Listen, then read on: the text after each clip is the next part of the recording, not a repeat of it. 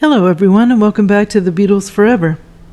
It feels like it's been a while since my last video, but as I mentioned in the community tab that I had an issue with my computer and just now have what I need to get back into action.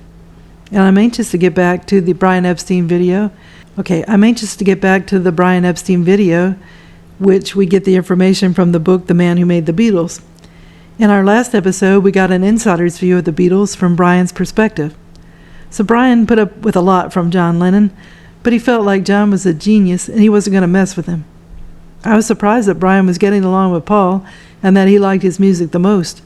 John's was too personal. So Brian loved John and had a fantasy image of him, so getting physical with him would have broken the spell of how he perceived him. And George he felt was pushy and always wanting to know about money the group was making, and he would ask the most questions. And lastly, Brian thought that Ringo was a lovely boy. He thought he was the least talented of the group, but he didn't have a problem with it.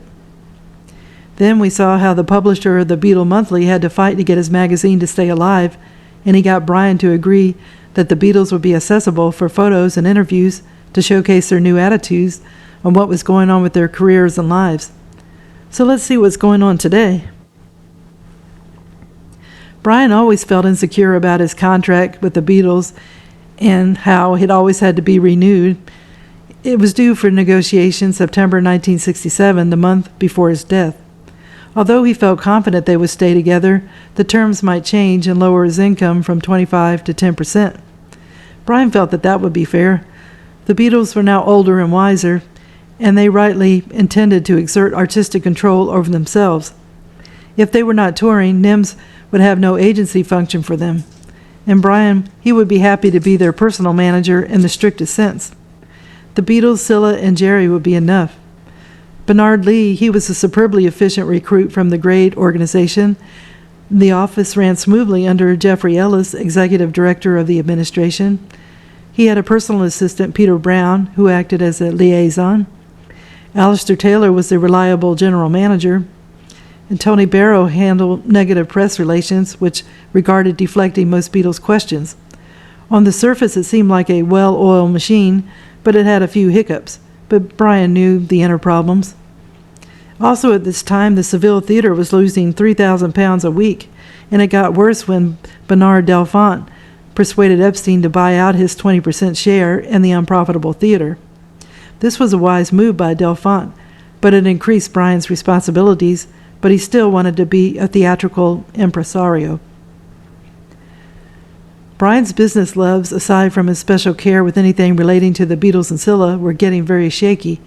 The year 1967 was about to begin as catastrophically for him as it would end. Everyone in Britain in 1967 knew Robert Stigwood. He had success in the early 1960s with actors and singers. He also ran a music paper, Pop Weekly. He was an anti-establishment independent with his imprint Reaction. Diversification by Stigwood into the theater followed. He had ridden out financial crises to emerge in 1967 with Cream, featuring Eric Clapton, The Who, and Crispian St. Peter, and a few more artists. Stigwood was about to get a huge act, the Bee Gees. Before January 13, 1967, there was a merge of Brian's NEMS with Robert Stigwood organization, and it was made public. When Brian's employees heard the news, they were outraged. Brian imposed the merger on his team with no consultation, which was unusual. Brian knew that they would be stunned.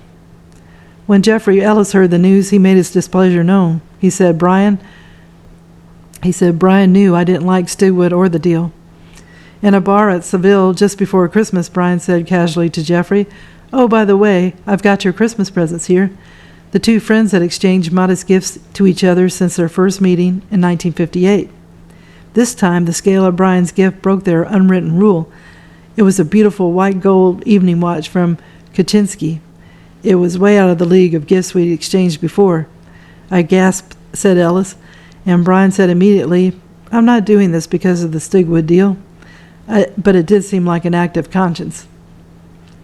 The new order meant that Epstein would remain chairman of NEMS, with Robert becoming joint manager-director, along with Vic Lewis. The anger of Brian's staff and our artists would have been fuel to the breaking point. if they had known the financial background of the merger. Stigwood's business methods and reputation were the opposite of Brian. He was ruthless as Brian was sensitive, and Robert had the ability to sell refrigerators to the Eskimos. He somehow managed to persuade Brian that with his flair of management and his roster of rising acts, including Cream and the Bee Gees, their two companies would benefit from a merger. Robert had been wanting to buy out NEMS, including all its contracts. Brian said that this would be impossible with the Beatles since he was their personal manager. That takeover didn't materialize. Instead, NEMS bought out Stigwood's organization, but with a hugely advantageous option to Robert. This gave him access to buy 51% of NEMS at a cost of £500,000 within a year. Although the NEMS-Stigwood deal was announced to the public on January the 13th, 1967, it had been agreed to 3 months previously. This meant that Stigwood's option had to be exercised shortly after Brian's death. The Beatles then told Stigwood they did not want him to manage them. He did not exercise the option and withdrew from NEMS, where Clive Epstein became chairman. Brian made a statement, "Although Mr. Stigwood will share with me in the general managing of NEMS' widening interest, I shall continue to be personally responsible for the Beatles and Cilla Black. There is no question of NEMS' existing artists transferring to the Reaction label, but it does give us an excellent outlet for new talent." But needless to say, the relationship was doomed.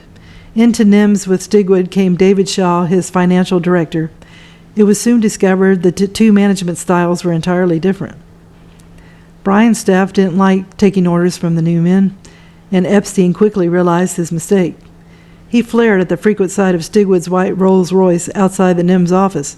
It had parking tickets on it, and it was blocking the path of Brian's own chauffeured silver Bentley. One day, Beatle fans were outside the building when they found out the Beatles weren't there. They put a knife through the hood of Stigwood's car. Brian walked past pretending he didn't see anything, but upstairs told a friend about it. He smiled and remarked that Stigwood would not park there again. And I was thinking, if I were Brian, I wouldn't have parked there either. Joanne, the secretary, said that there was anger. Overnight, the company was split into two camps, and it was awful. Everyone asked, how could it happen? George Martin called Brian in horror. All of Brian's diehards, their loyalty now stretched to the limit, were in disbelief when they saw Stigwood sitting at Epstein's desk during his absence. Even Brian raised the roof at the news that Stigwood had occupied his box at the Seville Theater. Brian went off his head, said Joanne, and she confronted Brian about it. Why? Why is this happening? She said. He got on his high horse and said, "Oh, it'll be wonderful. Robert is going to run things for me. It'll be fine." Joanne said simply, "No, it's wrong. It won't work." Privately, he knew she was right, and the evidence increased. All the staff was boggled at the news, said Jeffrey Ellis, and Vic Lewis was incensed. I was very unhappy. I didn't want Brian to have to give up, and I thought it was probably not a good financial deal for Brian in the long run. When Stigwood and his people moved in, it was oil and water, really, because we may not have been the most efficient company in the world, but we were bright, young, and enthusiastic. As everyone predicted, the partnership did not work. Eppie and Stig continued to romance each other in a business sense. Brian was immediately regretting his blunder, looking elsewhere for solace and satisfaction. Despite the problems with Stigwood arriving at NEMS, he brought in some noble talent, giving NEMS wider credibility as a home for rock greats. He brought in the Bee Gees, Cream, The Who, and The Who, to many, came in second only to the Beatles in the rock hierarchy. When news of the partnership between Stigwood and Epstein reached America, it was like it was signaling Brian's retirement. Brian told Murray the K during an interview he was too gregarious a person to go and sit on the grass. There were signs that Brian sought challenges outside pop management. He planned on producing a film in Spain. When Brian told John Lennon of the new association with Stigwood, Lennon told him, well, at least we should have an office full of statues. He said that because Stigwood had a gimmick of sending statuettes of one of his lesser artists throughout the music business. Brian was upset, especially when he saw how his staff felt about things, as well as the funds of NEMS being dissipated by Stigwood in connection with the Bee Gees. Trouble started when Lennon refused to attend an inaugural lunch party with Stigwood and his colleagues at Chapel Street. Lennon told Brian, "I do not wish to sit down at the table with them." Very soon, Stigwood initiated that Lennon should accompany the Bee Gees on a 3-week European promotion tour. Brian didn't have the guts to say no. "He wanted me to say no to Stigwood," said Lennon. The daily role of Brian's own team became fuzzy. Whom were they supposed to report to? Epstein, Stigwood, Lewis, Ellis, Shaw. Cream was supposed to go to San Francisco at Fillmore West, and it was being organized by Alistair Taylor. But Taylor said he wouldn't go unless he heard from Epstein that he had authorized it. And Taylor didn't hear from Brian and was packing for his morning flight. He insisted on the phone to Stigwood he wouldn't fly without Brian's authority, but Brian couldn't be located. That evening, a telegram arrived at Taylor's house, and it said, "Under no circumstances will you leave for America, Brian Epstein." Taylor was mad and phoned Brian to complain about his unavailability. He had not planned on getting on the plane without his approval, and this cold addition of his last name on the telegram was the last straw. Brian said, "I'm sorry you're upset, Alistair, but I was trying to save money." He was decisive. "You were definitely not to go." So Taylor settled down for dinner. At 2:15 in the morning, Brian phoned back. There was music in the background, as Brian, under the influence of something, said, "Alistair, it's Brian. You will simply adore San Francisco. You will have a wonderful time. Stay the week. See you when you get back. Bye-bye." And then Brian hung up. At the London airport next morning, a Pan Am official told Alistair that his boss was downstairs. "Not a chance," Taylor said. "I spoke to him at 3 this morning, and he was out of his head. He wouldn't come down here. He's nothing to do with Cream." But Taylor went downstairs, and Brian was there, dressed immaculately, looking for the Clipper Club. He said, "I've just come to wish you a good trip and apologize to you personally for last night, and I'll just meet the boys before they go." He was sober and in good spirits as he shared a farewell drink with the rock group Cream. At first, Brian would defer to Stigwood, but he quickly realized he had made a business error in allowing him inside NEMS. What he feared next was a bigger schism than what already existed. Between Vic Lewis and himself, Vic Lewis thought his two partners were totally different. Lewis thought the Seville was a loser from the start and disliked Brian's indulgences.